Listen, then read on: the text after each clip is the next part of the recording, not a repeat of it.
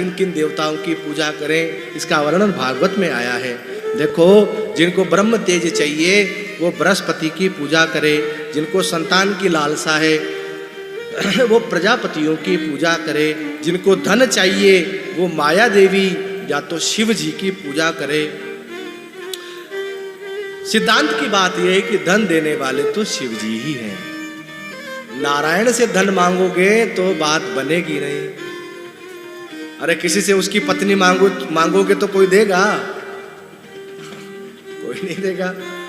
हाँ, ये तो विनोद की बात हमने कही, लेकिन शिव पुराण कहता है कि अगर किसी को धन की चाहना है तो महादेव की उपासना करना चाहिए, या तो माया देवी की।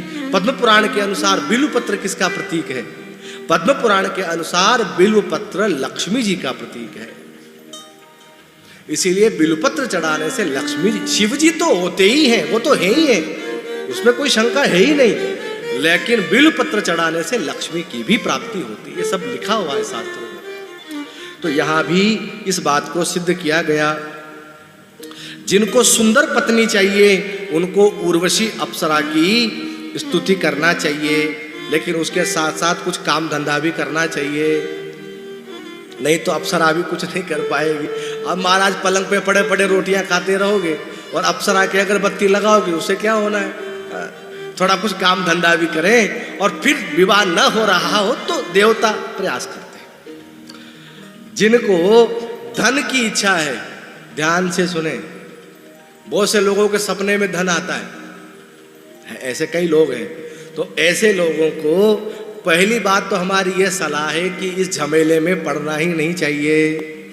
लेकिन अगर आपका मन नहीं मान रहा है तो ऐसे लोगों को जिनको धन चाहिए उनको वरुण देवता की प्रार्थना करना चाहिए। और सब कुछ कहने के बाद सुखदेव जी अंत में कहते हैं, अकामो सर्व कामो वा मोक्ष काम उदारधी, अकामो सर्व कामो वा मोक्ष काम उदारधी, तीव्रेण भक्ति योगेन यजेत पुरुषं परम।